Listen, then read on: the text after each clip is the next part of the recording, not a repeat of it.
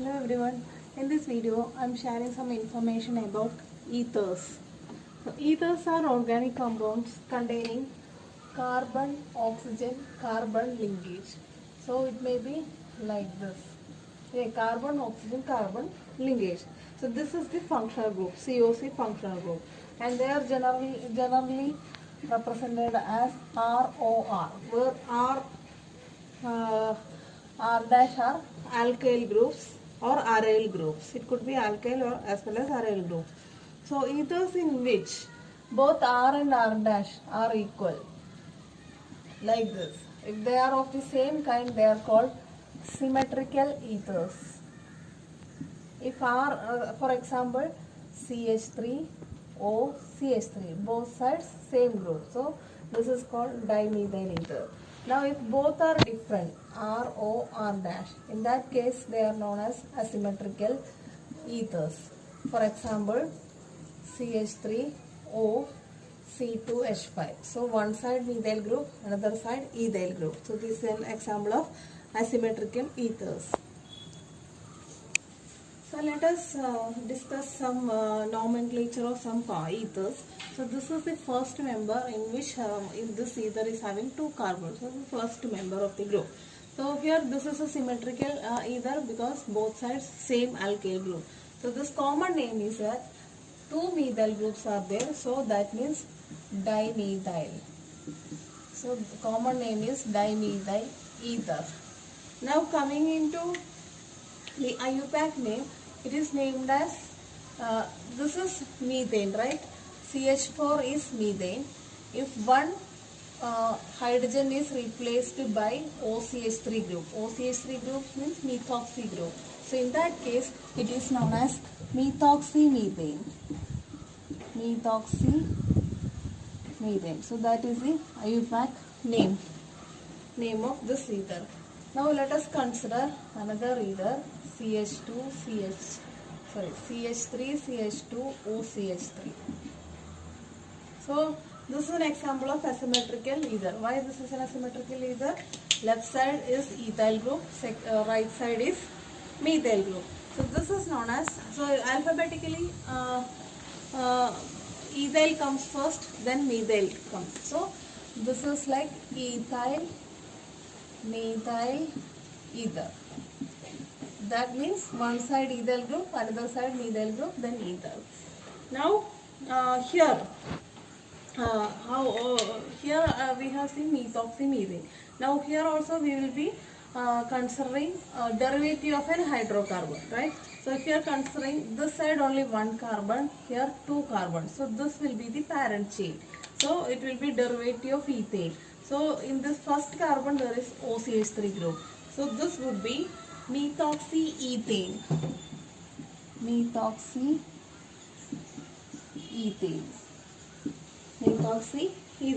Okay.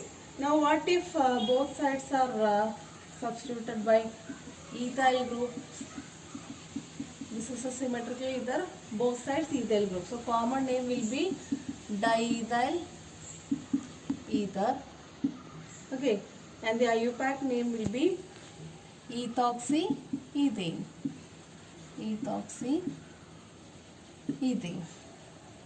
Now this is also an asymmetrical ether. Here isopropyl group, here methyl group. So this will be, if you are considering the this alphabetical order, propyl groups comes second, then comes methyl. So it will be methyl isopropyl ether. Common name will be methyl isopropyl ether. Now coming into the IUPAC nomenclature. So longest carbon chain will be like this, 1, 2, 3. This is propane, right? Propane. So where methoxy group is attached? At the second position. So it would be 2-methoxy propane. 2-methoxy propane. Like that. So this is an ether which is having left side Aromatic means right side alkyl group. Okay. The common name is anisole. Anisole. Like if NH2 is there, it will aniline. So this OCH3 if it is attached over here, this is anisole. And this anisole common name is accepted by IUPAC also, or it could be methoxybenzene. Both are right. Methoxybenzene. So this is about the nomenclature of ethers. Now let us discuss the preparation of ethers. So Williamson synthesis. This is a famous reaction for the synthesis of ethers. One can prepare both symmetrical as well as unsymmetrical ethers by this method. The synthesis involves the reaction between an alkyl halide and a sodium ethoxide. This you might have studied in your +2 classes. So this is a sodium alkoxide, and if you are taking an alkyl halide over here under heat condition, what will happen? This is our nucleophile. This nucleophile, this is del plus del minus. This is halide, right? So this nucleophile will be attacking the electrophilic R dash, and X minus will be going like NaX. So you would be getting ROR dash plus NaX. So this is the well-known Williamson synthesis. If I am writing an example, I am taking CH3CH2 O minus Na plus. That means sodium ethoxide, and I am taking methyl bromide. Under heat condition, what will happen? Ethoxide will be displacing bromine, right? This will be attacking methyl and bromine will be expelled. So you will be getting CH3CH2 O CH3 methyl ether or methoxyethane. So this reaction involves, as we have discussed both SN1 and SN2 reaction, this is like direct displacement, right? Direct displacement of bromide by nucleophile. So this reaction involves attack of this alkoxide ion on the alkyl halide, and this is an example of SN2 reaction. SN2 reaction. So the reaction works best with, we have seen primary alkyl halides are more reactive for SN2 than secondary, then tertiary. Tertiary will not react for SN2. Okay. So primary alkyl halides are best candidates for this reaction. There is, so in planning Williamson synthesis of an ether containing secondary and tertiary alkyl group, that part is taken as alkoxide. So if you are taking, for example, I am telling synthesis of an ether which is containing tertiary butyl group. Let me write the example. If you want to prepare CH3O, CCH3, CH3, CH3. So what does it mean? One side methyl group, another side tertiary methoxide group, right? So there are two possible ways of preparing it. So in order to prepare this methyl tertiary butyl ether, we can have two choices. One thing is that you can take sodium methoxide, and it will have a nucleophilic attack over this carbon like this, like SN2 reaction. So as we are familiar that this SN2 reaction will not happen because this is a tertiary alkyl halide. It will not undergo nucleophilic substitution reaction because of this steric hindrance. In turn, what will happen means this will be then act as base, because this nucleophile cannot approach this carbon for nucleophilic substitution. So in turn, what it will do? It will act as a base. Okay, abstracting a proton from here. So this will be like CH2H, right? It will be abstracting one proton from here, and it will be forming methanol, and this will be going like this. Br will be expelled like this. So what you will be getting in turn? You will be getting CH3OH methanol plus here what will be having? CH2 double bond CH3 CH3. So that means instead of nucleophilic substitution, the reaction is elimination. Elimination is happening. See, HBr is getting eliminated. Okay, so here that Br will be with bromine. Okay, so that will be side product is NaBr. So you have to remember that because of the steric hindrance, SN2 substitution will not happen. Then that case nucleophile will be acting as base, picking up this proton and eliminating HBr. Okay, and you will be getting corresponding alkene as the product. So now if you are considering this one, this is tertiary butoxide. It's a very good nucleophile. And if we are considering, this is a primary alkyl halide.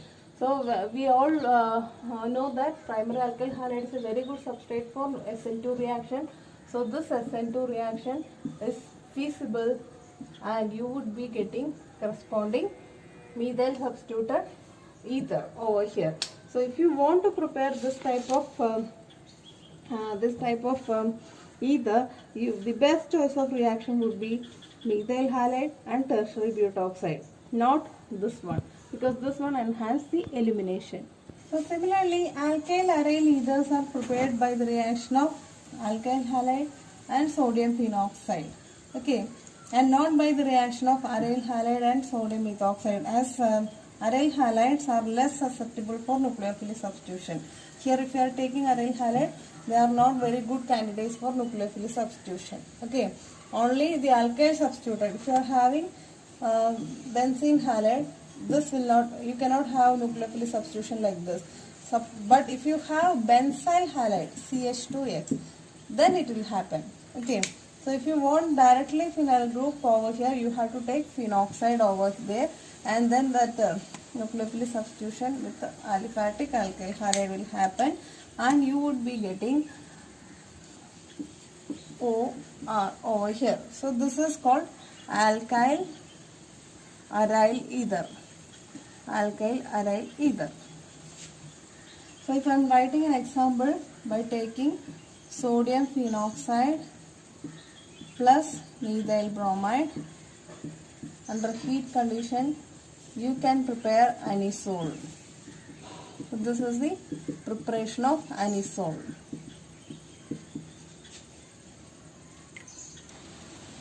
Now let us discuss the ether cleavage by acids. Acid cleavage of carbon oxygen bond, like this.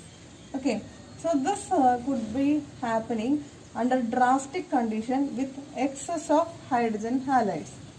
Excess hydrogen halides should be employed for this reaction, and the order of reactivity would be HI will be reacting greater amount, then HBr, then HCl. So this will enhance the cleavage of carbon oxygen bonding ethers.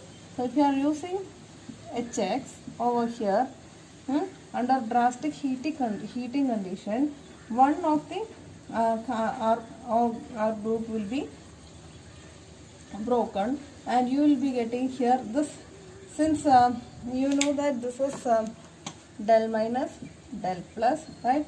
If it is cleaving over here, this will be obviously hydrolysis. Bonded pair will be going to oxygen, so this will be del minus, this will be del plus. Okay, so ROH will be coming over here. So the product will be ROH. The other R will be going with X. Okay, so you will be getting RX over here. So this is how this cleavage is happening. Now the alcohol formed and the ROH formed reacts with HX, excess HX at the higher temperature, then what will happen? H2O elimination will be happening. So actually you will be again getting alkyl halide. Okay, so if I am writing an example, C2H5O, C2H5, this is called diethyl ether plus hydrogen iodide. Under heat condition, what you will be getting? One side you will be getting ethanol, so that means C2H5OH.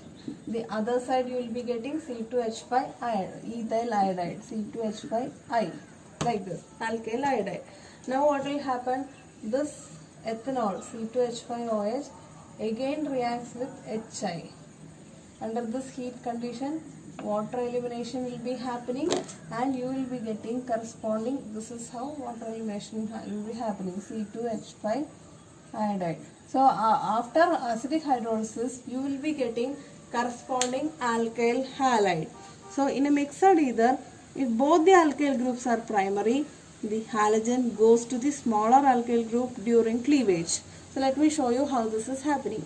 In these cases, I have taken symmetrical ether. So we don't know where hydrogen will go, where iodide will go, because both are same, right? If you are taking a mixed ether, both are alkyl groups. If you are seeing over here, there are 3 carbons, 1, 2, 3. That means N-propyl group. Here 2 carbons. So this is the longest one. So the rule is that the halogen will go to smaller alkyl group during cleavage. So that means this is the smaller alkyl group. So you would be getting what? The iodide will be going over here. So you will be getting CH3, CH2I, ethyl iodide, plus this one will be converting into alcohol.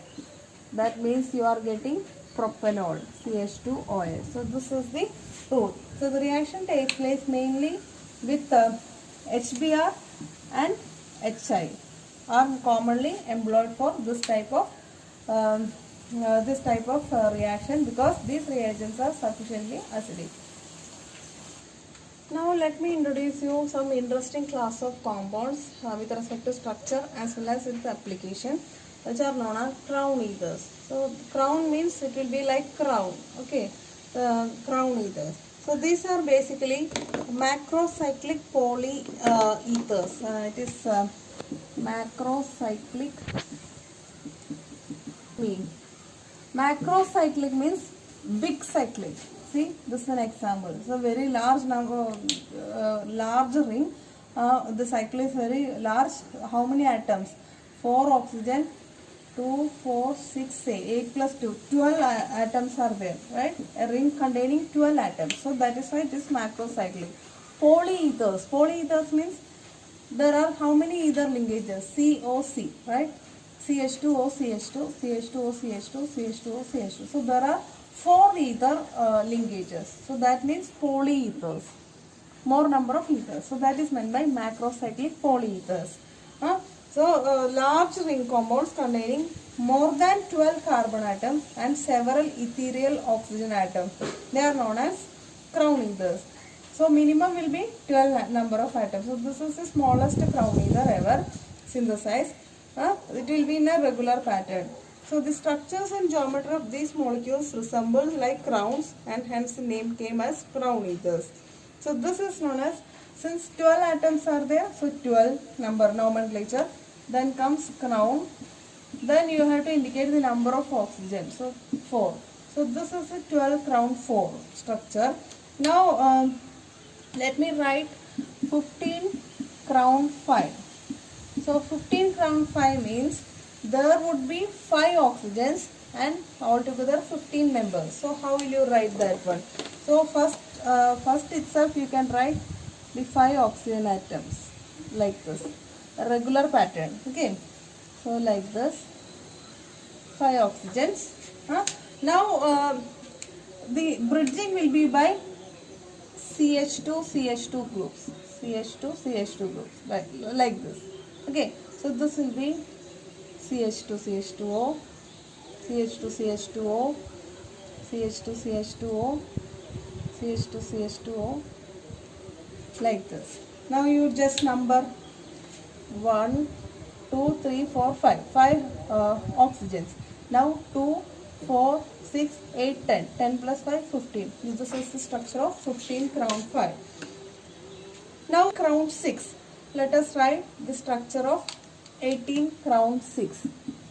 18 crown 6. That means there would be 6 oxygen atoms. So again you have to draw a regular pattern for this one.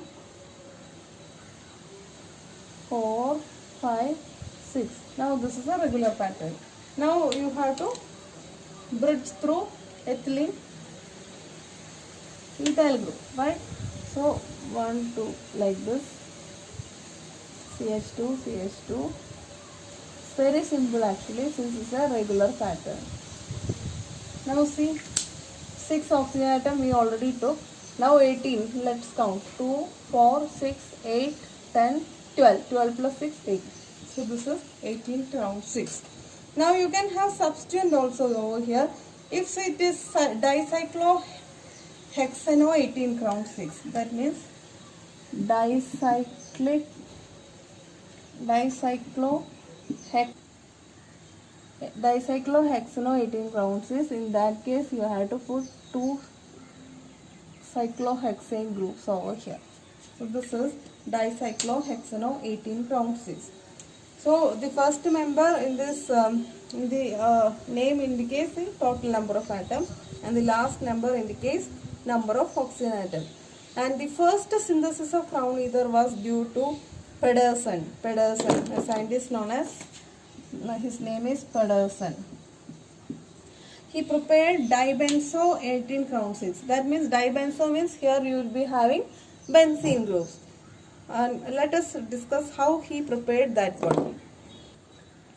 So this is the structure of dibenzo 18 crown 6. So I have just put benzene group instead of cyclohexane group.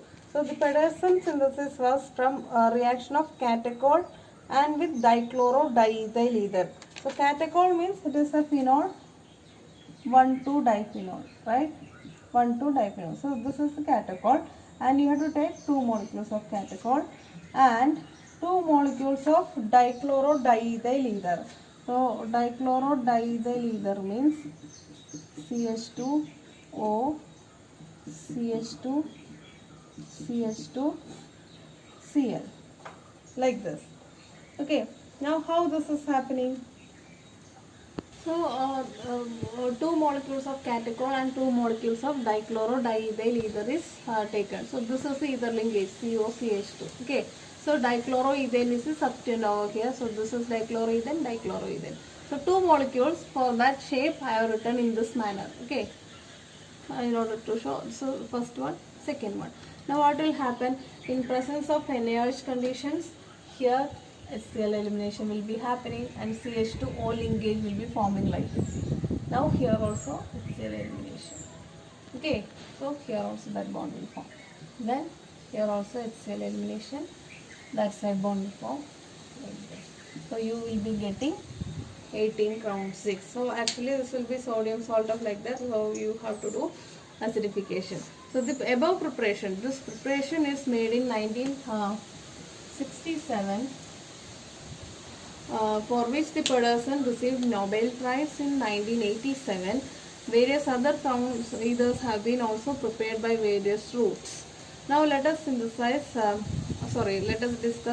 properties and applications of crown ethers. So one remarkable property of crown ethers is their ability of forming complexes. How they are forming complexes?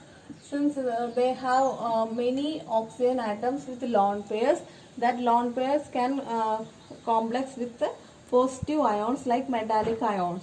Not necessarily, it could be transition metal ions and ammonium ions also it can form.